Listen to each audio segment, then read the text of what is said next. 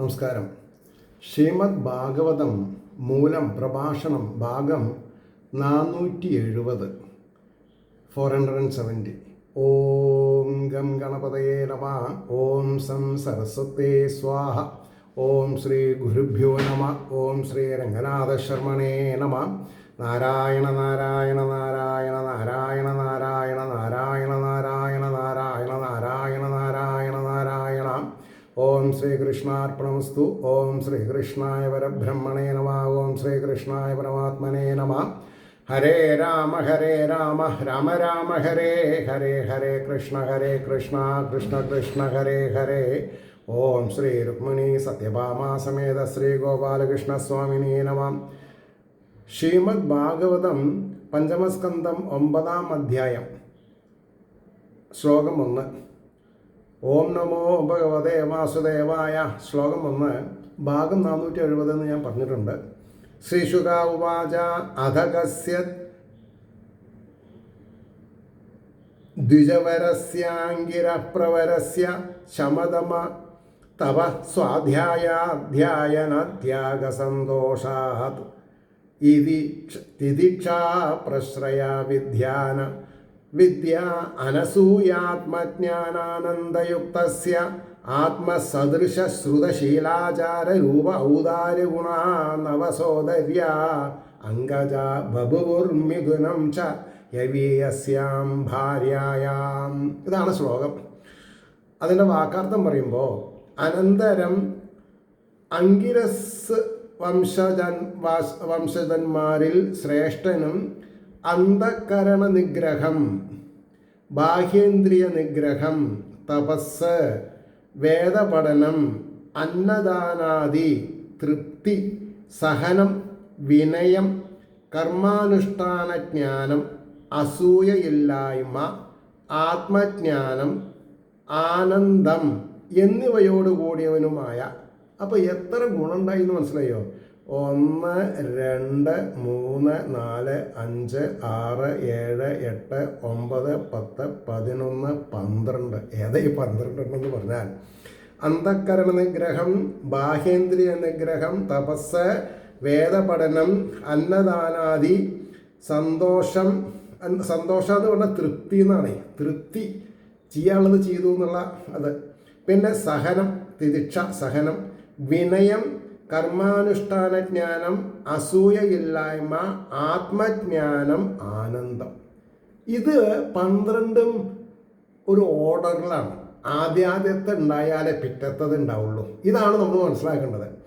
അപ്പോൾ എന്നിവയോട് കൂടിയവനുമായ ഒരു ബ്രാഹ്മണ ശ്രേഷ്ഠന്. അപ്പോൾ ബ്രാഹ്മണ ശ്രേഷ്ഠന് എന്തൊക്കെ വേണം എന്നാണ് ഭാഗവതം പറയുന്നത്. ഞാനിതിൻ്റെ ഇടയ്ക്ക് ഒരു എപ്പിസോഡിൽ ഇത് വേറൊരു അർത്ഥത്തിൽ പറയുണ്ടായി. അപ്പോൾ ഉടനെ ഒരു തിരുമേനി പറഞ്ഞു, അതിൻ്റെ ഒന്നും ആവശ്യമില്ല, പൂജ ചെയ്യാൻ പഠിച്ചാൽ മതി എന്നാണ്. ആയിക്കോട്ടെ, നമുക്ക് എതിരഭിപ്രായമില്ല. അപ്പോൾ തന്നോട് തുല്യമായ പഠിപ്പ്, സ്വഭാവം, അനുഷ്ഠാനം, സൗന്ദര്യം, ഔദാര്യം എന്ന ഗുണങ്ങളോട് കൂടിയ 9 ഒരു ഉദരത്തിൽ നിന്നുണ്ടായ പുത്രന്മാരും കനിഷ്ഠ ഭാര്യയിൽ ഒരു പുത്രനും പുത്രിയും ഉണ്ടായി എന്നർത്ഥം. അപ്പോൾ 9 2 11. അതിൽ 10 ആണുങ്ങളും ഒരു പെൺകുട്ടി, അങ്ങനെ പറയാം. മൊത്തത്തിൽ ശുകാചാര്യർ അരുളി ചെയ്തു. എന്താ അരുളി ചെയ്തത്? മൃഗശരീരം ത്യജിച്ചതിൽ പിന്നെ, അതായത് ഈ എന്താണ് പറയുക, ഋഷി ഇല്ലേ, എല്ലാം അറിഞ്ഞിട്ടും ഒരു മാനിനോട് ഔദാര്യം തോന്നിയിട്ട് അത് പ്രേമമായി മാറി ഒടുക്കം കാലം മാനായി മരിച്ചു. പിന്നെ സംഗതി മനസ്സിലായപ്പോൾ, മോശം മനസ്സിലായപ്പോൾ വേറെ വികാരധാരകൾ ഇല്ലാതെണ്ടിരിക്കാൻ വേണ്ടി ഒരു ആശ്രമപ്രദേശത്ത് പോയി നിന്നു. അങ്ങനെ വെള്ളത്തിൽ സമാധിയായി. അയാളാണ് ഇപ്പോൾ ഈ പറഞ്ഞ 12 ഗുണങ്ങളോട് കൂടി വന്നിട്ടുള്ളത്. ഇതാണ് നമ്മൾ മനസ്സിലാക്കേണ്ടത്. അപ്പോൾ മൃഗശരീരം ത്യജിച്ചതിൽ പിന്നെ അങ്കിരസ വംശത്തിൽ ഉത്കൃഷ്ടനായ ഒരു ബ്രാഹ്മണൻ്റെ പുത്രനായിട്ട് ഭരതൻ ജനിച്ചുവെന്ന് കാണിക്കുന്ന ചരിത്രം പറയുന്നു. ആ ബ്രാഹ്മണന് പ്രഥമ ഭാര്യയിൽ 9 പുത്രന്മാരുണ്ടായി. അവരെല്ലാവരും ശമം, ദമം, തപസ്, വിഹിതമായ വേദപാഠം, അതിഥി സൽക്കാരം, എതിർച്ചയാ സിദ്ധിക്കുന്നതിൽ സന്തോഷം, സുഖദുഃഖങ്ങളുടെ സഹനം, വിനയം, കർമ്മനിഷ്ഠ, അസൂയയില്ലായ്മ, ആത്മജ്ഞാനം, ആനന്ദം എന്നിങ്ങനെയുള്ള ബ്രാഹ്മണ ഗുണങ്ങളുള്ളവരും. ഇതാണ് വേണ്ടാന്ന് പറഞ്ഞതേ, ബ്രാഹ്മണ ഗുണങ്ങളാണെന്നാണ് പറഞ്ഞത്. ശാസ്ത്രാഭ്യാസങ്ങൾക്ക് അനുസരിച്ച വിധം ശൗശീല്യം, സദാചാരം, ഔദാര്യം, സൗഭാഗ്യം മുതലായ ഗുണങ്ങൾ തികഞ്ഞവരുമായിരുന്നു. രണ്ടാമത്തെ ഭാര്യയിൽ ഒരു പുത്രനും ഒരു പുത്രിയും, ഇങ്ങനെ 2 സന്താനങ്ങളും ഉണ്ടായിരുന്നു എന്ന് പറഞ്ഞു. ഇനി രണ്ടാമത്തെ ശ്ലോകം. അതിൽ പുരുഷൻ യസ്തു തത്ര പുമാം സ്തം പരമഭാഗവതം രാജർഷി പ്രവരം ഭരതം ഉത്സൃഷ്ടമൃഗശരീരം ചരമശരീരേണ വിപ്രത്വം ഗതം മാഹു. അപ്പോൾ മാനായി മരിച്ചതിൻ്റെ ശേഷം ബ്രാഹ്മണ ജന്മം കിട്ടിയെന്നാ പറയാൻ കാരണം. എന്താ അങ്ങനെ വരാൻ? മാനായിട്ടിരിക്കുമ്പോൾ സംഘം ഇല്ലാതെ കണ്ട് ഒരു ഋഷിയുടെ പർണശാലയുടെ പ്രാന്തപ്രദേശത്ത് ഉണങ്ങിയ ഇലകളും തളിരുകളൊക്കെ തിന്ന് ഈ ഹോമദ്രവ്യങ്ങളൊക്കെ സ്മെല്ല് ചെയ്തുകൊണ്ട് വാസനിച്ച് അവിടെ പറയുന്ന എന്താണെന്നാ പറയുക, സത്സംഗങ്ങളും മന്ത്രധ്വനികളും ഒക്കെ മനസ്സിലാക്കിയിട്ട് ഇരിക്കുക കാരണമാണ് ബ്രാഹ്മണ ജന്മം കിട്ടിയതെന്ന് നമ്മൾ മനസ്സിലാക്കണം. അപ്പോൾ മൃഗശരീരത്തെ ഉപേക്ഷിച്ചവനും അതിൽ പുരുഷൻ യാതൊരുവനോ അവനെ പരമഭഗവത് ഭക്തനും രാജർഷിമാരിൽ ശ്രേഷ്ഠനും മൃഗശരീരത്തെ ഉപേക്ഷിച്ചവനും അവസാനത്തെ ശരീരത്തോടുകൂടി വിപ്രത്വം ബ്രാഹ്മണനായി ജനിച്ച ഭരതനാണ് എന്ന് പറഞ്ഞു. ആ 2 സന്താനങ്ങളിൽ പുരുഷ സന്താനമായി ജനിച്ചിരിക്കുന്നവൻ പരമഭക്തനായിരുന്ന ഭരതൻ എന്ന രാജർഷി ശ്രേഷ്ഠൻ മൃഗമായി ജനിച്ച ശേഷം ആ ശരീരത്തെ വെടിഞ്ഞതിൽ പിന്നെ അവസാനത്തെ ജന്മമായിട്ട് ബ്രാഹ്മണനായി ജനിച്ചിരിക്കുകയാണ്. അവസാനത്തെ ജന്മം ഒരു പ്രയോഗമുണ്ട് അവിടെ. പിന്നെ മോക്ഷമാണ് അദ്ദേഹത്തിന്, അതാ പറയാൻ കാരണം. ശുചീനാം ശ്രീമതാം ഗേഹേ യോഗഭ്രഷ്ടോ അഭിജായതേ. ഒരു എന്താ പറയുക, ഒരു പ്രമാണം പറയുണ്ടായി അവിടെ. എന്നിട്ട് പറയണു, ശുചീനാം ശ്രീമതാം ഗേഹേ യോഗഭ്രഷ്ടോ അഭിജായതേ. അഥവാ യോഗിനാം ഏവ കുലേ ഭവതി ധീമതാം ഏതദ്ധി ദുർലഭതരം ലോകേ ജന്മയതീദൃശം തത്ര തം ബുദ്ധി സംയോഗം ലഭതേ പൗർവദേഹികം യതതേ ച തതോ ഭൂയ സംസിദ്ധോ ഗുരുനന്ദന പൂർവാഭ്യാസേന തേനൈവ ഹ്രിയദേഹി അവശോഭി സ യോഗഭ്രഷ്ടൻ എന്ന് പറഞ്ഞു. അപ്പോൾ യോഗഭ്രഷ്ടൻ പരിശുദ്ധന്മാരും ശ്രീമാന്മാരുമായി അവരുടെയോ യോഗികളുടെ തന്നെയോ കുലത്തിൽ ജനിക്കും. ഈ മാതിരി ജന്മം കിട്ടുകയെന്നത് ലോകത്തിൽ പ്രയാസമാണ്. പൂർവജന്മത്തിൽ ചെയ്ത അഭ്യാസത്തിൻ്റെ ഫലമായ വാസന അവനെ യോഗാഭ്യാസത്തിലേക്ക് ആകർഷിക്കും. ആ വിധത്തിൽ അവൻ സിദ്ധനായി ഭവിക്കും എന്ന് അർത്ഥമായ ഗീതാവചന പ്രകാരം രാജർഷിയായ ഭരതൻ ഉത്കൃഷ്ട കുലത്തിൽ ബ്രാഹ്മണനായി ജനിച്ചുവെന്ന് കാണിക്കുന്നു. ഇത് വളരെ സിസ്റ്റമാറ്റിക്കായിട്ട് മനസ്സിലാക്കേണ്ട ഒരു കാര്യമാണ്. ഇനി മൂന്നാമത്തെ ശ്ലോകം എന്താ പറയണത്? തത്രാപി സ്വജനസംഗാശ്ച വൃഷം ഉദ്ദിജ്യമാനോ ഭഗവത കർമ്മബന്ധ വിദ്വംസന ശ്രവണ സ്മരണ ഗുണ വിവരണ ചരണാരവിന്ദയുഗളം മനസാ വിദദാത്മനാം. കഴിഞ്ഞില്ല. പ്രതിഘാതമാശങ്കമാനോ ഭഗവദനുഗ്രഹേണാനുസ്മൃത സ പൂർവജന്മാവലി ആത്മാനം ഉന്മത്തജടാന്ധപതിരസ്വരൂപേണ ദർശയാമാസ ലോകസ്യ.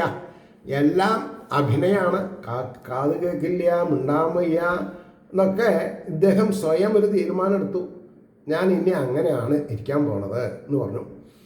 ഇനി അതിൻ്റെ വാക്കാർത്ഥം ശ്രവിച്ചോളൂ. അതിലും സ്വജനങ്ങളോടുള്ള ചേർച്ചയിൽ നിന്നും ഏറ്റവും ഭയപ്പെട്ടവനും ആത്മാവിൻ്റെ നാശത്തെ ഉത്പ്രേക്ഷിക്കുന്നവനുമായിട്ട് ഭഗവാന്റെ കർമ്മബന്ധത്തെ സമൂലം നശിപ്പിക്കുന്ന കേൾവി ചിന്തനം, ഗുണവ്യാഖ്യാനം എന്നിവയോട് കൂടിയ പാദപത്മദ്വയത്തെ മനസ്സുകൊണ്ട് ചെയ്യുന്നവനും, അതാണ് ശ്രേഷ്ഠം. അല്ലാണ്ട് മറ്റുള്ളവരെ കാണിക്കാൻ വേണ്ടി ഒന്നും ചെയ്യേണ്ട ആവശ്യമില്ല. മനസ്സുകൊണ്ട് ചെയ്യുന്നവനും ഭഗവാന്റെ അനുഗ്രഹത്താൽ ക്രമത്തിൽ ഓർമ്മിക്കപ്പെട്ട തൻ്റെ പൂർവജന്മങ്ങളോട് കൂടിയവനുമായിട്ട് തൻ്റെ സ്വരൂപത്തെ ഭ്രാന്തനും കൊള്ളരുതാത്തവനും കണ്ണു കാണാത്തവനും ചെവി കേൾക്കാത്തവനും എന്ന നിലയിൽ ലോകത്തിന് കാണിച്ചിരുന്നു എന്നർത്ഥം. ജഡാന്ത മൂകബധിര എന്നാ പ്രമാണം. ഇനി അതിൻ്റെ ഭാവാർത്ഥം കേൾക്കൂ. ആ ജന്മത്തിലും സ്വജനങ്ങളോട് കൂട്ടുകെട്ടുണ്ടാക്കുമോ എന്ന് അത്യന്തം ഭയപ്പെട്ടു. മാനിനോട് കൂട്ടുകൂടിയിട്ടാണ് മാനായിട്ട് ജനിച്ചത്. ഇനി സഹോദരന്മാരോടും സഹോദരിമാരോടും കൂട്ടുകൂടിയാൽ എന്തായി തീരും എന്ന് പറയാൻ വയ്യ. അതുകൊണ്ടാണ് നിസ്സംഗം, അതാണ് ഇദ്ദേഹം സ്വീകരിച്ചത്. ഭഗവാന്റെ ചരിതങ്ങളെ കേൾക്കുക, സ്മരിക്കുക, ഗുണങ്ങളെ വിവരിക്കുക, ചരണാരവിന്ദയുഗളത്തെ മനസ്സാ ധ്യാനിക്കുക എന്നിവ ചെയ്തുകൊണ്ടിരുന്നു. ഇതുകൊണ്ട് മാത്രമേ കർമ്മബന്ധത്തിൽ നിന്ന് മുക്തനാവാൻ സാധിക്കുകയുള്ളൂ. മറ്റൊരു വിധത്തിൽ ഏർപ്പെട്ടാൽ ആത്മനാശമാണ് ഫലമെന്ന് നിശ്ചയിച്ചു. ഭഗവാന്റെ അനുഗ്രഹത്താൽ ഇതിനു മുമ്പ് കഴിഞ്ഞ എല്ലാ ജന്മങ്ങളും അതിൽ നേരിട്ട സ്ഥിതിഭേദങ്ങളും ഓർമ്മയുണ്ടായിരുന്നു. അതുകൊണ്ട് ജനസംഘം കൂടാതെ കഴിപ്പാൻ ഭ്രാന്തൻ, ജഡൻ, അന്ധൻ, ബധിരൻ എന്നിവരുടെ മട്ടിൽ ലോകത്തിൽ സഞ്ചരിച്ചു. ആരാ കേമനപ്പോ? ഇനി 4-ാമത്തെ ശ്ലോകം. തസ്യാവിഹവ ആത്മജസ്യ വിപ്രപുത്ര സ്നേഹാനുബന്ധമാന ആ സമാവർത്തന സംസ്കാരാൻ യഥോപദേശം വിദധാന ഉപനീതസ്യ ച പുര ശൗച ആചമനാദീൻ കർമ്മനിയമാനഭിപ്രേതാൻ സമശിക്ഷയതനുശിഷ്ടേന ഹി ഭാവ്യം പിതു പുത്രേണേതി എന്നാണ് 4-ാമത്തെ ശ്ലോകം.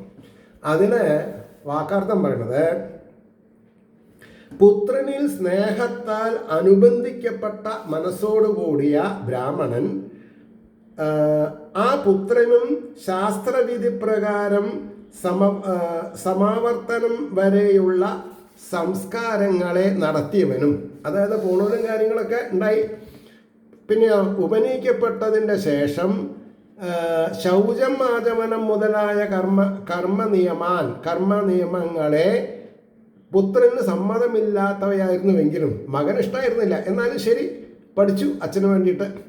എന്നിട്ടോ പുത്രനാൽ പിതാവിൻ്റെ അനുശാസനയ്ക്ക് അധീനനായിട്ട് ഭവിപ്പാൻ യോഗ്യം എന്ന കാരണത്താൽ അഭ്യസിച്ചു. അതായത് അച്ഛനും പറഞ്ഞത് കേൾക്കണമല്ലോ എന്ന് പറഞ്ഞിട്ടാണ് അതൊക്കെ അദ്ദേഹം അഭ്യസിച്ചതെന്ന് പറഞ്ഞു. ഇനി അതിൻ്റെ ഭാവാർത്ഥം.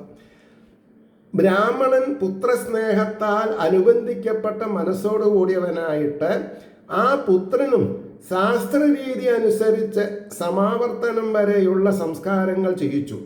ജഡനായതിനാൽ വിവാഹത്തിന് അധികാരമില്ലെന്ന് നിശ്ചയിച്ച് അത് നടത്തിയില്ല. ഉപനീതനായ അവനെ ശൗചം, ആചമനം എന്നിവ കർമ്മങ്ങൾ അഭ്യസിപ്പിച്ചു. പുത്രന് ആ വക കർമ്മങ്ങൾ പഠിക്കണമെന്ന അഭിപ്രായം ഇല്ല എന്നിരിക്കലും പുത്രനെ പിതാവ് അനുശാസിക്കേണ്ടതാണല്ലോ എന്ന വിചാരത്തിൽ അഭ്യസിപ്പിച്ചു എന്നാണ് പറഞ്ഞത്. കാരണം ഇദ്ദേഹം ജീവിതത്തിൻ്റെ അറ്റം കണ്ട ആളാണ്. അപ്പം ഇദ്ദേഹത്തിന് ഈ സംസ്കാരത്തിൻ്റെ പ്രശ്നം വരുന്നില്ല. സംസ്കാരത്തിനൊക്കെ മീതിയാണ് അദ്ദേഹം. ഇനി 5-ാമത്തെ ശ്ലോകം. സ ച അഭി ദദുഹ പിതൃസന്നിധാവേവാസദ്രീചീനം ഇവ സ്മകരോതി. അതിലൊന്നും പറയില്ല. അവനും അതെല്ലാം പിതൃസന്നിധോ, പിതാവിൻ്റെ സമീപത്ത് വെച്ച് തന്നെ നല്ലതല്ലെന്ന നിലയിൽ ചെയ്തു എന്ന് പറഞ്ഞാൽ കുറ്റം കൊണ്ട് ഊരി തീർത്തു എന്നർത്ഥം. വേറെ അതിന് ഭാവാർത്ഥമൊന്നുമില്ല. ഇനി 6-ാമത്തെ ശ്ലോകം. ഛന്ദാംസ്യധ്യാപയിഷ്യൻ സഹ വ്യാഹൃതിഭി സ പ്രണവശിരസ്ത്രിപദീം സാവിത്രീം ഗ്രൈഷ്മവാസന്തികാൻ മാസാനധീയാനം അപ്യസമവേദരൂപം ഗ്രാഹയാമാസാം. അതായത് വേദങ്ങളെ പഠിപ്പിക്കുവാൻ ആഗ്രഹിക്കുന്നവനായിട്ട് വ്യാഹൃതികളോടുകൂടിയ വേദശിരസ്സായ 3 പാദങ്ങളടങ്ങിയ ഗായത്രിയെ, ഈ ഒരു ഡിസ്ക്രിപ്ഷൻ നമ്മൾ പഠിക്കുന്നത് നന്നായിരിക്കും. വേദത്തിൻ്റെ ശിരസ്, വേദങ്ങളുടെ ശിരസ്സാണ് ഗായത്രി മാതാവ്. 3 പാദങ്ങളാണ് അതിലുള്ളത് അല്ലേ. അപ്പോൾ ഗ്രീഷ്മം വസന്തം എന്ന 2 ഋതുക്കളിലെ 4 മാസക്കാലം പഠിപ്പിക്കുന്നവനായിരുന്നിട്ടും വേണ്ട വിധത്തിലല്ലാതെ ഗ്രഹിക്കപ്പെട്ടു. ഇനി ഈ 5-ാമത്തെ ശ്ലോകത്തിന് ഞാൻ ഭാവാർത്ഥം ഇല്ല എന്ന് പറഞ്ഞു. അപ്പോൾ തെറ്റ്. ഇവിടെ 5 വാർഡും കൂടിയിട്ട് അന്യ ഭാവാർത്ഥം പറഞ്ഞത്. എന്തായാലും കേൾക്കുക. അവനാകട്ടെ പിതൃസന്നിധിയിൽ വെച്ച് തന്നെ പിതാവ് പഠിപ്പിച്ചതെല്ലാം നല്ലതല്ല എന്നുള്ള അഭിപ്രായമുള്ളവനെന്ന് പ്രകാശിപ്പിക്കുന്ന മട്ടിൽ അവയെ അനുഷ്ഠിച്ചു. വേദവ്രതം കഴിഞ്ഞാൽ ശ്രാവണ അവസരത്തിലും ഗ്രീഷ്മം വസന്തം എന്ന 2 ഋതുക്കളാകുന്ന 4 മാസങ്ങളിലും വേദങ്ങൾ അഭ്യസിപ്പിച്ചിട്ടും സ്വരം പിഴയ്ക്കാതെ വ്യാഹൃതികളോടും പ്രണവത്തോടും കൂടി വേദശിരസ്സായ ഗായത്രി ഉച്ചരിപ്പാൻ പോലും വേണ്ട വിധം ഗ്രഹിപ്പിക്കുവാൻ സാധിച്ചില്ല. ആർക്ക്? പഠിപ്പിക്കുന്ന ആൾക്കാർക്ക്. അദ്ദേഹം വേണം വിചാരിച്ച് പഠിച്ചില്ല, അതാണ്ടായത്. അദ്ദേഹത്തിനൊക്കെ അറിയാം. പിന്നെ ഇപ്പം എന്താ 7-ാമത്തെ ശ്ലോകം. I am thrilled. കാരണം ഏറ്റവും വായിക്കാൻ ബുദ്ധിമുട്ടുള്ള ഭാഗമാണ്. പക്ഷെ വായിക്കണ്ട, അതിൻ്റെ അർത്ഥം മനസ്സിലാക്കിയാൽ നമുക്ക് പൂളപ്പഞ്ഞ് പോലെ ആകാശത്ത്, ഈ പൂളമരം വളരെ ഉയരത്ത് പോവും. എന്നിട്ടാണ് അതിൻ്റെ കായ വെയിലത്ത് ഉണങ്ങി പൊട്ടുമ്പോൾ തൂവെള്ള പഞ്ഞിങ്ങനെ പറക്കും. എവിടേക്കാ എത്തുക പറയാൻ വയ്യ. അതേമാതിരി അവസ്ഥയാണ് മനസ്സിൻ്റെ. പ്രൊഫഷയർ ഈ പഞ്ഞിയുടെ നിറം തൂവെള്ള എന്ന് പറഞ്ഞാൽ അതെന്താ? അതാണ് സാത്വികത്തിൻ്റെ നിറം, സത്വഗുണത്തിൻ്റെ നിറമാണത്. മനസ്സിലായില്ലേ? കേട്ടോളൂ 7-ാമത്തെ ശ്ലോകം. ഏവം സ്വതനുജ ആത്മന്യാനുരാഗവേശിത ചിത്ത ശൗച അധ്യയന വ്രതനിയമ ഗുരുവ അനല ശുശ്രൂഷണാദി ഔപകുർവാണകർമാണ്യ അനഭിയുക്താൻ അഭിസമനുശിഷ്ടേന ഭാവ്യം ഇതം ഇത്യം സദാഗ്രഹ പുത്രം അനുശാസ്യ സ്വയം താവത് അനധിഗത മനോരഥ കാലേന അപ്രമത്തേന സ്വയം ഗൃഹ ഏവ പ്രമത്ത ഉപസംഹൃത. ഇതാണ് ശ്ലോകം. അതിൻ്റെ വാക്കാർത്ഥം പറഞ്ഞത്, ആത്മഭൂതനായ തൻ്റെ പുത്രനിൽ അനുരാഗത്താൽ ഉറപ്പിക്കപ്പെട്ട ചിത്തത്തോടു കൂടിയവനായിട്ട് ശുദ്ധികർമ്മം, വേദപാഠം, വ്രതാനുഷ്ഠാനം, സന്ധ്യാവന്ദനക്രമം, ഗുരുപൂജ, അഗ്നിഹോത്രം മുതലായ അവധിപൂർവകം ബ്രഹ്മചര്യം ദീക്ഷിക്കുന്നത് വരെ അനുഷ്ഠിക്കേണ്ടതായ കർമ്മങ്ങളെ പുത്രന് ഇഷ്ടമില്ലാത്തവയാണെങ്കിലും അഭ്യസിപ്പിക്കപ്പെട്ടവനായിരിക്കണം എന്ന സത്തല്ലാത്തതായ ആഗ്രഹമുള്ളവനായിരുന്ന പിതാവ് പുത്രനെ നിരന്തരം ശാസിച്ചിട്ട് അപ്പോഴേക്ക് താനാകട്ടെ മനോരഥം സാധിക്കാത്തവനായിട്ട് തന്നെ ജാഗരൂകനായ കാലസ്വരൂപനാൽ ഗൃഹാശ്രമത്തിൽ വെച്ച് തന്നെ വേണ്ട വിഷയത്തിൽ മനസ്സിരുത്താത്തവനായിട്ട് ഉപസംഹരിക്കപ്പെട്ടു. തനിക്ക് തൻ്റെ വഴിക്ക് പോവാം, ഒന്നും ചെയ്യാനില്ല തന്നെ, ഞാനൊക്കെ ദൈവത്തിന് വിട്ടു എന്നുള്ള നിലയിൽ കൈ ഒഴിച്ചു എന്നാണ് പറഞ്ഞത്. ഇനി അതിൻ്റെ ഭാവാർത്ഥം കേട്ടോളൂ. ഇപ്രകാരം ആത്മഭൂതനായ സ്വപുത്രനിൽ അത്യന്താനുരാഗ മനസ്സിലുണ്ടായതിനാൽ ശൗചം, അധ്യയനം, വ്രതം, നിയമം, ഗുരുശുശ്രൂഷ, അഗ്നി ആരാധനം എന്നീ കർമ്മങ്ങൾ അഭ്യസിപ്പിച്ചിട്ടും പഠിക്കുന്നില്ലെന്ന് കണ്ടുവെങ്കിലും പിതാവ് പുത്രനെ അനുശാസിക്കേണ്ടതാണല്ലോ എന്നുള്ള നിർബന്ധത്തെ വെച്ചും കൊണ്ട് പണിപ്പെട്ടുവെങ്കിലും സ്വമനോരഥം സാധിച്ചില്ല. അച്ഛൻ്റെ മനോരഥം സാധിച്ചില്ല. അങ്ങനെ ഇരിക്കുമ്പോൾ ആർക്കും അതിക്രമിപ്പാൻ കഴിയാത്തതായ കാലവേഗത്താൽ പിതാവ് ഗൃഹത്തിൽ വസിക്കുന്ന കാലത്ത് തന്നെ മരിക്കുകയും ചെയ്തു. ഇത് മനസ്സിലാക്കണം. എപ്പോൾ? 6, 8, 10, 12 വയസ്സിൽ. എന്ത്? അതിക്രമിക്കാൻ സാധിക്കാത്തതാണ് ഈശ്വരഹിതം. പിന്നെന്തിനാ കരയണത്? ആരോടാ കരയണത്? എന്തിനാ കരയണത്? കരഞ്ഞിട്ട് എന്താ ഫലം? അതാണ് ഗ്രഹത്തിൽ ഒരു കാലം തന്നെ മരിക്കുകയും ചെയ്യും. അതായത് കാലവേഗത്താൽ അതിക്രമിക്കാൻ, അതാണ് നമ്മൾ ആർക്കും അതിക്രമിക്കാൻ കഴിയാത്തതായ, ആർക്കും എനിബഡി, എനി ഡിക്കൻ ഹാരി എന്നൊക്കെ വേണമെങ്കിൽ പറയാം, എനിബഡി ഫോർ ദാറ്റ് മാറ്റർ പറ്റില്ല. അതന്നെ. അപ്പോൾ ആത്മാവിനെ അറിയുന്ന കാര്യത്തിൽ മനസ്സിരുത്താതെ തന്നെ ആയുഷ്കാലം അവസാനിച്ചു എന്ന് അഭിപ്രായം. ആ അഭിപ്രായം ശരിയല്ല, ഇദ്ദേഹം മനസ്സിലാക്കിയിട്ടുണ്ട്. അല്ലെങ്കിൽ പിന്നെ എന്താന്നാ പറയാ, ഇദ്ദേഹം പല്ലൊക്കെ ചുമന്നിട്ട് ആ ചക്രവർത്തിക്ക് ബ്രഹ്മോപദേശം ചെയ്യാൻ സാധിക്കില്ലല്ലോ. അതാണ് ആ ഗോപാലൻ നായർ അദ്ദേഹത്തിൻ്റെ ഭാഷാ നൈപുണ്യം നമ്മളൊന്ന് ശ്രദ്ധിച്ചു നോക്കണം. അറിയുന്ന കാര്യത്തിൽ മനസ്സിരുത്താതെ തന്നെ ആയുഷ്കാലം അവസാനിച്ചു എന്ന അഭിപ്രായം. അഭിപ്രായം will be wrong anywhere, anybody's. പ്രശ്നമുണ്ടോ? അഭിപ്രായം എന്നുള്ളത് നമ്മുടെ കാഴ്ച വട്ടത്തിലുള്ളതാ, കാഴ്ചതല്ല, അനുഭവം. ഈ ഭരതന്റെ അനുഭവം, അദ്ദേഹം one of the biggest adviser of ബ്രഹ്മാനുഭൂതി, അത് രഘുകുല ചക്രവർത്തിക്ക് പറഞ്ഞു കൊടുക്കും. അപ്പോഴാണ് നമ്മൾ അന്തം വിടുക. കേട്ടോളൂ. അപ്പോൾ എട്ടാമത്തെ ശ്ലോകം. അധയവീയസീതുജസതി സ്വഗർഭജാതം മിഥുനം സപത്ന്യ ഉപന്യസ്യ സ്വയം അനുസംസ്ഥയാ പതിലോകം അഗാത്. അതായത് ദേവലോകത്തിൽ പോയി അച്ഛൻ.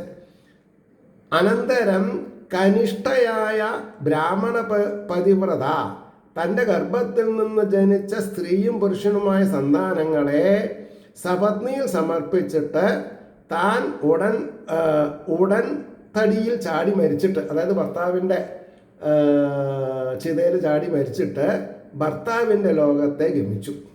കാരണം 2 കുട്ടികളല്ലേ ഉള്ളൂ. ഏട്ടത്തി നോക്കിക്കോളൂ. ഏട്ടത്തിക്ക് 9 മക്കളാ. അതാണ് ഏട്ടത്തി ചാടത്തത്. ഇനി അതിൻ്റെ ഭാവാർത്ഥം പറയുന്നു. അനന്തരം രണ്ടാമത്തെ പത്നിയായ ബ്രാഹ്മണ പതിവ്രത തൻ്റെ 2 സന്താനങ്ങളെ പ്രഥമ ഭാര്യയെ ഏൽപ്പിച്ചിട്ട് സതീധർമ്മം അനുസരിച്ച് ഭർത്താവിനോടുകൂടി മരിച്ചു, ഭർത്തൃലോകത്തെ പ്രാപിച്ചു എന്ന് പറയാം. 9ാമത്തെ ശ്ലോകം. പിതൃരുപരതേ ഭ്രാതരയനമത്തൽ പ്രഭാവവിദസ്ത്രയ്യാം വിദ്യായാം ഏവ പര്യവസിതമതയോ ന പരവിദ്യായാം ജഡ മതിരിധി ഭ്രാതുരനുശാസന നിർബന്ധാത് നിവത്സന്ധ. എന്താ പറഞ്ഞത്? പിതാവ് മരിച്ചപ്പോൾ ഇവനെ സോദരന്മാർ അവൻ്റെ വൈഭവത്തെ അറിയാത്തവരും. കാരണം എന്താ? അച്ഛൻ്റെ അഭിപ്രായം എന്താ? ഇവനൊന്നിനും കൊള്ളില്ല എന്നാണല്ലോ. അത് മനസ്സിലാക്കിയിട്ട്, അതാണ് അവൻ്റെ വൈഭവത്തെ അറിയാത്തവരും വേദത്തിൽ മാത്രം അവസാനിച്ച ബുദ്ധിയോടുകൂടിയവരും. അത് വളരെ ഇമ്പോർട്ടൻ്റാണ്. എനിക്ക് വേദം അറിയാം എന്ന് പറഞ്ഞ കാര്യമില്ല. ആ അറിവ് എന്തിനു ഉപയോഗിക്കണമെന്ന് അറിയണം. എന്തു പഠിച്ചു? ആ പഠിച്ചത് എന്തിനു വേണ്ടി ഉപയോഗിച്ചു? ഇതാണ് വിശേഷം നമ്മൾ അറിയേണ്ടത്. ഇപ്പം ഞാൻ സംസ്കൃതം പഠിച്ചില്ല, ഒന്നും പഠിച്ചില്ല. പക്ഷെ ഒരു കാര്യം ഞാൻ മനസ്സിലാക്കി, ബ്രഹ്മചൈതന്യം ഉള്ളിലാണെന്നും അതിൻ്റെ പ്രതിബിംബമാണ് ബാക്കിയൊക്കെ എന്ന് പറഞ്ഞപ്പോൾ ബാക്കിയൊക്കെ ഞാൻ അവസാനിപ്പിച്ചു. പിന്നെയോ ഇതിനെ അനുസന്ധാനം ചെയ്യാൻ തുടങ്ങി. അങ്ങനെയാണ് ഞാൻ ഈ 47-ാം വയസ്സിൽ ഒരു പിന്നെ കാരണവർക്ക് എൻ്റെ എല്ലാമായ അങ്ങനെ പറയണം അദ്ദേഹത്തിന് ഒന്നോഷയില്ലേ ഗുരുസങ്കല്പത്തിൽ അങ്ങനെ ഉണ്ടായത്. ചെറുശ്ശേരിയിൽ ആ കരുണാകരൻ പിള്ളയുടെ ആ കുശലമായ സന്തോഷഭരിതമായിട്ടുള്ളൊരു ഉപദേശം, എന്താ, പ്രൊഫഷണലായിട്ട് പോകണ്ട മോനെ നീ എന്ന് പറയുന്നുണ്ടായി. അത് എനിക്ക് വളരെ ഇഷ്ടപ്പെട്ടു. പിന്നെ ഇതിൻ്റെ ആഴം ഞാൻ മനസ്സിലാക്കുമ്പോഴാണ് എനിക്ക് മനസ്സിലായത് എന്തുകൊണ്ടാണ് അദ്ദേഹം അങ്ങനെ പറഞ്ഞത്. ഈ വീറും വാശി എന്തുകൊണ്ടാണ്? ഞാൻ പ്രൊഫഷണൽ അല്ലാത്തതിൻ്റെ സന്തോഷമാണ്, അല്ലാണ്ടൊന്നുമല്ല. കാശ് കച്ചിട്ടല്ല, ആ കാശ് വേണ്ട. അപ്പോൾ ബുദ്ധിയോട് കൂടിയവരും ആത്മവിദ്യയിൽ ബുദ്ധിയില്ലാത്തവരുമായവർ വേദം പഠിച്ചുകൊണ്ട് ആത്മവിദ്യ പഠിച്ചു എന്ന് പറയാറായില്ല. വേദത്തിലുള്ളതൊക്കെ ചൊല്ലാനറിയാം, അത്രയേ ഉള്ളൂ. അതുകൊണ്ടാണ് ആത്മവിദ്യയിൽ ബുദ്ധിയില്ലാത്തവരുമായവർ ബുദ്ധിശക്തി ഇല്ലാത്തവനെന്നുള്ള വിചാരത്താൽ അതാണ് ഈ അഭിപ്രായം മാറുമെന്ന് പറയാൻ കാരണം. സഹോദരൻ്റെ അനുശാസനയിലുള്ള നിർബന്ധത്തിൽ നിന്ന് നിവർത്തിച്ചു. Let him go anywhere. വേറെ അർത്ഥത്തിൽ പറഞ്ഞാൽ let him go to help. പക്ഷേ അദ്ദേഹം ആരാ? നരകത്തിലേക്ക് പോയിക്കൊണ്ടിരുന്ന രഘുഗണ ചക്രവർത്തിയെ ബ്രഹ്മോപദേശം ചെയ്തിട്ട് ബ്രഹ്മജ്ഞാനിയാക്കി മാറ്റി. പക്ഷെ അപ്പോൾ ഈ പിന്നെ ജഡഭരതൻ്റെ അവസ്ഥ കണ്ട മൂകനാണെന്നും ബധിരനാണെന്നും ഭ്രാന്തനാണെന്നും തോന്നിപ്പിക്കുന്ന രൂപത്തോട് കൂടിയിട്ടുള്ളവനാണ്. അപ്പോൾ എനിക്ക് ഓർമ്മ വന്നത് ദോംബിവിലിയിലെ ഒരു ബാലസ്വാമി, ഫോട്ടോസ്വാമി എന്ന് എല്ലാവരും വിളിച്ചിരുന്നത്, അദ്ദേഹം എൻ്റെ ഒരു വെൽവിഷറായിരുന്നു. അങ്ങനെ അദ്ദേഹം ഇന്ന് അറിയപ്പെടുന്ന വളരെ സീനിയർ മോസ്റ്റ് ആയിട്ടുള്ള ഒരാളുടെ അടുത്ത് കൊണ്ടുപോയി ഇദ്ദേഹത്തിന് എങ്ങനെയെങ്കിലും പാരായണത്തിൻ്റെ വൈദഗ്ധ്യമൊക്കെ ഒന്ന് പറഞ്ഞു കൊടുക്കാൻ, അല്ലെങ്കിൽ സ്വയം അനുഭവിച്ചോളൂ, അയാളെ താഴത്തിരുന്ന് പാഴിച്ചോളും. എപ്പോഴെങ്കിലും ഒരു അധ്യായം കൊടുത്ത് പറ്റില്ല പറഞ്ഞു. ഞങ്ങൾക്കൊരു സിസ്റ്റം ഉണ്ട്, ആ സിസ്റ്റത്തിൽ ഇത് ഒതുങ്ങില്ല പറഞ്ഞു. വേണ്ട, ഞാൻ നമസ്കരിച്ച് പോകുന്നു. ബാലസ്വാമിയോട് പറഞ്ഞു ഒട്ടും വൈക്ലഭ്യം വേണ്ട, ഞാൻ എവിടെ എത്തണമെന്ന് അങ്ങയുടെ മനസ്സിൽ ഒരു സങ്കല്പം ഉണ്ടല്ലോ അവിടെ എത്തും. ഞാൻ അങ്ങനെ പറഞ്ഞത്, അത് എത്തി ഞാൻ. അദ്ദേഹം ഉണ്ടോ ഇല്ലെന്ന് എനിക്കറിയില്ല, ഉണ്ടാവാൻ വഴിയില്ല, ഒരു വർഷമായില്ലേ. അപ്പോൾ ഈ തീവ്രമായിട്ടുള്ള ത്വരിത തരുന്നത് XYZ പുറത്തുനിന്നല്ല, ഉള്ളിലിരിക്കുന്ന ചൈതന്യമാണ് നമുക്ക് തീവ്രമായിട്ടുള്ള ത്വരിത തരുന്നത്. നമ്മൾ ടു വാട്ട് എക്സ്റ്റെൻറ്റ് മനസ്സിലാക്കണം എന്നുള്ളത് അദ്ദേഹത്തിൻ്റെ കൺക്ലൂഷനാണ്, അല്ലാണ്ട് എൻ്റെ കൺക്ലൂഷനിൽ വരില്ല അത്. അപ്പം എന്തായാലും അനുശാസനയിലുള്ള നിർബന്ധത്തിൽ നിന്ന് നിവർത്തിച്ചു എന്ന് പറഞ്ഞു. ഇനി നമുക്ക് അതിൻ്റെ ഭാവാർത്ഥം പറഞ്ഞു നിർത്താം. പിതാവ് മരിച്ചപ്പോൾ മറ്റ് സഹോദരന്മാർ ഇവൻ്റെ പ്രഭാവം അറിയുന്നവരായിരുന്നില്ല. അതന്നെ എൻ്റെയും കാര്യത്തിലുണ്ടായത്. എല്ലാം എനിക്ക് വേണ്ടി എഴുതി വെച്ച കൂട്ടത്തിലുണ്ട്. എല്ലാവരും കൂടപ്പുറപ്പുകളൊക്കെ നമ്മൾക്ക് അഗെയിൻസ്റ്റ് വാളെടുത്തു. ഇവനും ഇവൻ്റെ ഒരു ഭക്തി പ്രസ്ഥാനം അങ്ങനെ. അപ്പോൾ അവർക്ക് വേദത്തിൽ കാണുന്ന കർമ്മ വിഷയങ്ങളിൽ മാത്രമായിരുന്നു, കർമ്മത്തിൽ കാണുന്ന കർമ്മ വിഷയങ്ങളിൽ മാത്രമായിരുന്നു പരിശ്രമം. ആത്മവിദ്യയിൽ ശ്രദ്ധയുള്ളവരായിരുന്നില്ല. അതുകൊണ്ട് ഇവൻ ജഡനാണെന്ന് നിശ്ചയിച്ചു. ജഡനാണെന്ന് അഭിനയിക്കുകയാണെന്നുള്ളത് അഭിനയിക്കുന്ന ആൾക്കും അഭിനയിപ്പിക്കുന്ന ആളാരാ? അദ്ദേഹത്തിൻ്റെ ആത്മാവ്. അവർക്ക് രണ്ടുപേർക്കും അറിയും, മൂന്നാമതൊരാൾക്ക് അറിയില്ല. ഇതാണ് എല്ലാ കാര്യത്തിലും. ആരാണ് സത്യസന്ധൻ? സത്യസന്ധത ഉള്ളവനും ആ സത്യസന്ധതയിൽ ഇരിക്കാൻ പ്രേരിപ്പിച്ച ആത്മാവിനും മാത്രമേ അറിയുള്ളൂ. ബാക്കിയുള്ളവർക്കൊന്നും പറയാൻ പറ്റില്ല ആരാ സത്യസന്ധൻ എന്നുള്ളത്, ആരാ തെറ്റുകാരെന്നുള്ളത് പറയാൻ പറ്റില്ല. നമ്മൾക്ക് എന്താണെന്നാ പറയുക, കണ്ടവരുണ്ടോ കേട്ടവരുണ്ടോ എന്നൊക്കെ ചോദിക്കാം, സാക്ഷി ഉണ്ടോ എന്നൊക്കെ ചോദിക്കാം. പക്ഷെ ഏറ്റവും വലിയ സാക്ഷി ആരാ? അവരവരുടെ ഹൃദയപത്മത്തിൽ വാഴുന്ന ചൈതന്യം. അതിനാർക്കും കാണാനും പറ്റില്ല, കേൾക്കാനും പറ്റില്ല. അത് എക്സ്ക്ലൂസീവ്ലി ഫോർ ദി ഓണർ. ഈ ശരീരം ആരുടെയാണ്? ജീവാത്മാവിൻ്റെ. ആ ജീവാത്മാവ് പരമാത്മാവിൽ നിന്ന് കിട്ടുന്ന കാര്യങ്ങൾ മനസ്സിലാക്കും, അത് വളരും. എത്ര വേണോ അത് അദ്ദേഹം തീരുമാനിക്കും. ഈ ജീവാത്മാവിൻ്റെ പൂർവ്വ ജന്മ സിദ്ധാന്തങ്ങളുടെ പരിണമിത ഫലമാണത്. മനസ്സിലായില്ലേ? അപ്പോൾ ജഡനാണെന്ന് നിശ്ചയിച്ചു. അവനെ നിർബന്ധിക്കുന്നതിൽ നിന്ന് നിവൃത്തന്മാരായി. എന്തിനാ നിർബന്ധിക്കണത്? അവനെ വേദാദികൾ അഭ്യസിപ്പിക്കേണ്ട എന്ന് നിശ്ചയിച്ചുവെന്ന അഭിപ്രായം. അതായത് ഇവനെ ഒരാൾ അഭ്യസിക്കേണ്ട ആവശ്യമില്ല. ഈസ് എ ബോൺ വാരിയറാണ്. വേദത്തിൽ എന്തൊക്കെ പറഞ്ഞിട്ടുണ്ട്? ആത്മവിദ്യ എന്താണെന്ന് സ്വയം മനസ്സിലാക്കിയിട്ടാണ് ബ്രാഹ്മണനായിട്ട് ജന്മം കൊടുത്തിട്ടുള്ളത്. ഇത് അവൻ്റെ അവസാനത്തെ ജന്മമാണെന്നുള്ളത് ഇവിടെ വ്യാസന് പറയുകയും ചെയ്തു. വ്യാസരാരാ? വ്യാസ ഭഗവാനാണ് അദ്ദേഹം. ഇദ്ദേഹത്തിൻ്റെ ജാതകം അറിയാം. ഇതൊക്കെയാണ് വായിച്ച് മനസ്സിലാക്കിയുണ്ടല്ലോ. There is no limit, sky is the limit എന്ന് മാത്രമേ നമുക്ക് പറയാനുള്ളൂ. അങ്ങനെയായാലും നമുക്കിവിടെ നിർത്താം. സർവജ്ഞനും സർവവ്യാപിയുമായിട്ടുള്ള ബ്രഹ്മചൈതന്യം സുലഭമാണോ ചോദിച്ചാൽ സുലഭമാണ്, സുലഭമല്ലേ ചോദിച്ചാൽ അല്ല. കാരണം എന്താ? അത് ഓരോരുത്തരും ഏത് രീതിയിൽ കാണണോ, ഏത് രീതിയിൽ കാണാൻ ആഗ്രഹിക്കണോ അതിനനുസരിച്ചിരിക്കും. എന്തായാലും ആ ചൈതന്യത്തിനെ വണങ്ങിക്കൊണ്ടും നമ്മുടെ ഓരോരുത്തരുടെയും പ്രാർത്ഥന ലോകാസമസ്ത സുഖിനോ ഭവന്തു ആയിരിക്കട്ടെ എന്നും എന്താ പറയണ്ടേ, ഒന്നും പറയാനില്ല. ജഡഭരതനെ നമസ്കരിച്ചുകൊണ്ട് ലോകാസമസ്ത സുഖിനോ ഭവന്തു എന്ന് പറയാം, വിരമിക്കാം. നമസ്കാരം.